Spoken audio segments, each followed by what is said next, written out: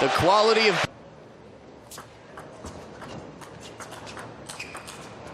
heavy spin from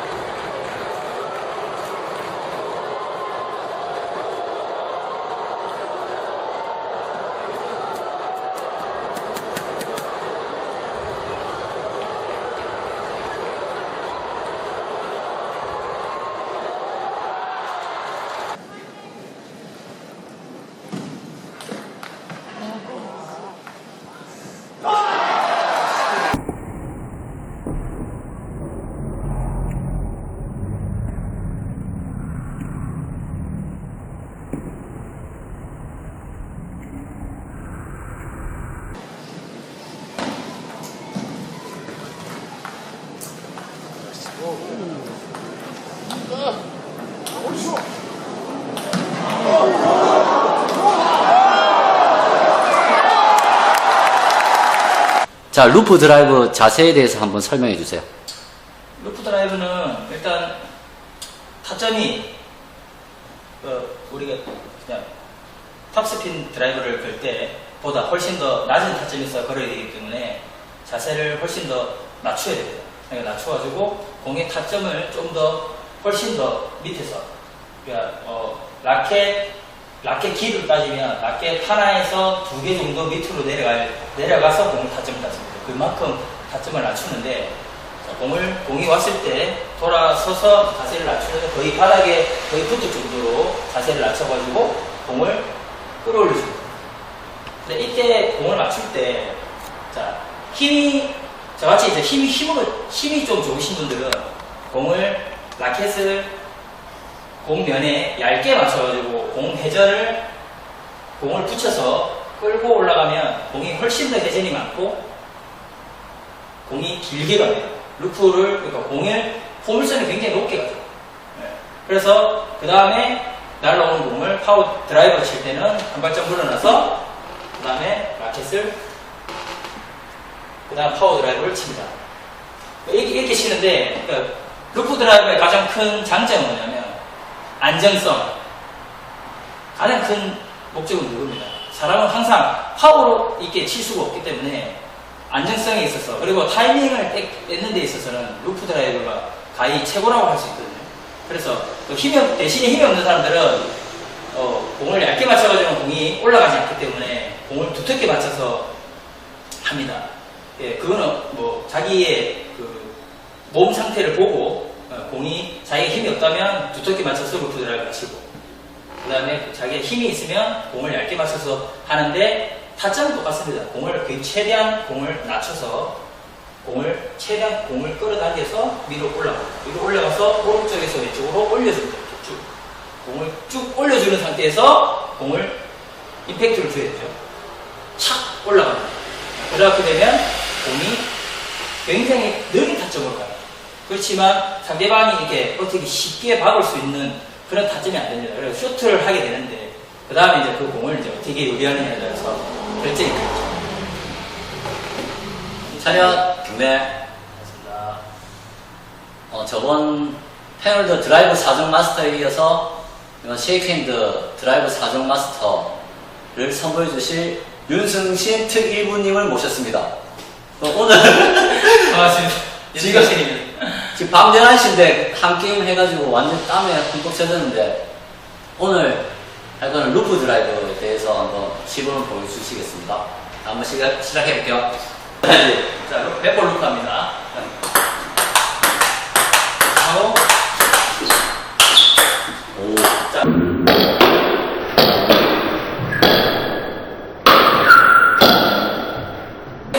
여기서 포인트가 뭐냐면 백볼은 커트보다 훨씬 더 길게 나옵니다. 길게 나오기 때문에 쇼트를 하다가 바로 돌아서가지고 하려면 타이밍 절대 타점을 낮출 수가 없습니다. 그렇기 때문에 쇼트를 하고 나서 반드시 뒤로 물러나서 그 다음에 공을 떨어뜨리고 나서 올립니다.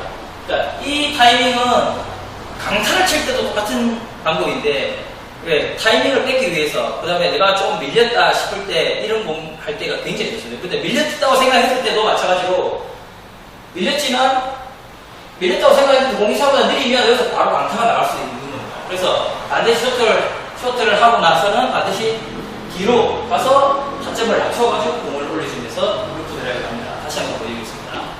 한 번만. 네, 한 번 더. 네, 저 같은 경우는 아까도 설명을 했지만 얇게 맞춥니다. 저는 힘으로 치기 때문에 힘이 남들보다 조금 더 좋다고 생각하기 때문에 저는 얇게 맞춰가지고 회전을 굉장히 많이 주는 편입니다. 다른 사람들. 물론서 루프를 해야죠. 네, 갑니다. 어이씨, 다시.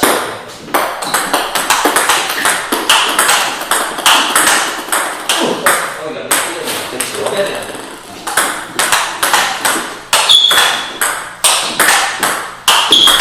이렇게 최대한 몸을 타게 낮춰가지고 계속 루프 드라이브를 해야 됩니다.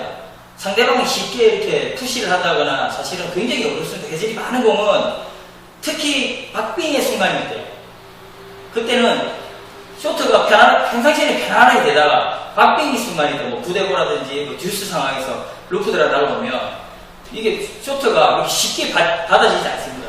루프 드라이브는 안정적이지만 쇼트는 좀 불안합니다. 그래서 중요한 순간에 칠 때는 루프 드라이브가 굉장히 좋은 공격 수단이 되는 겁니다. 다시 한번.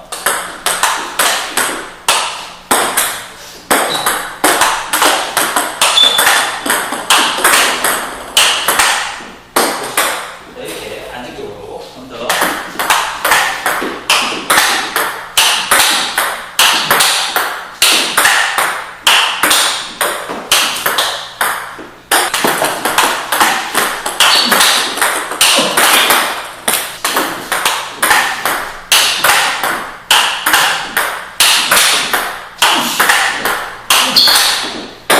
이번엔 커트볼 루프. 자, 이거 커트 블로크, 커트는 맹거라고 다르게 공이 짧게 옵니다. 짧게 오기 때문에 공을 커트를 하고 난 다음에 공을 뒤로 가면 공이 너무 짧아서 루프 드라이브 하기 힘드니까 바로 옆으로 넣어서 타점만 낮춰가지고 공이 짧게 오기 때문에 타점만 낮춰서 공을 끌어올리는 겁니다.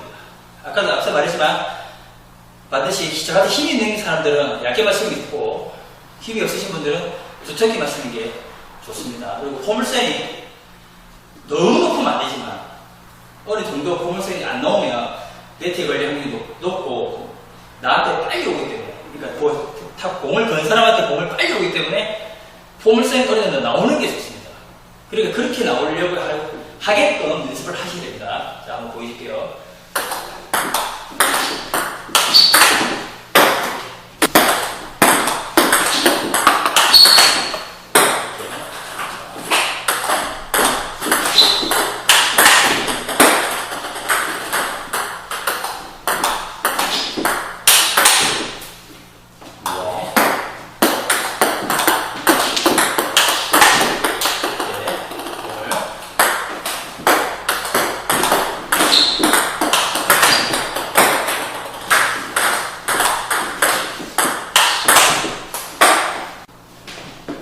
루프하고 드라이브가 알아요? 루프로 드라이브 그러니까 루프 알아요? 네, 커트. 세 개 다 그래.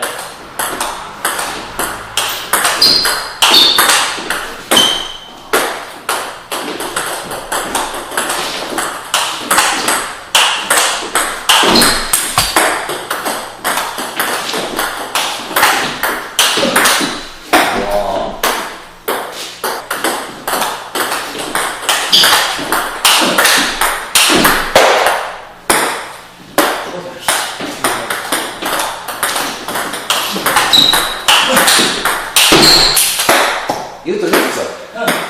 한 번만 설명해. 요 걸고 하는 패턴 굉장히 좋으니까. 설명해주죠. 하나. 자, 여기서 좋은 패턴. 해줄게. 자, 여기서 좋은 자. 패턴 팁 하나. 자, 루프가 좋은 점이 뭐냐면, 자, 카트를 하고 여기서 루프를 하고 난 다음에 뒤로 물러나서 루프 드라이브 할 때, 탁구는 이 거리가 굉장히 중요한 거죠. 드라이브 하는 사람들은. 그러니까, 거리가 어느 정도 걸어주면 쇼트를 푸시 이성으로 이렇게 공을 강하게 민다 하더라도 도착하는데 시간이 생깁니다. 그러니까 상대방이 쇼트를 대든 아니면 밀든 그 공을 잘 볼 수 있다는 거예요.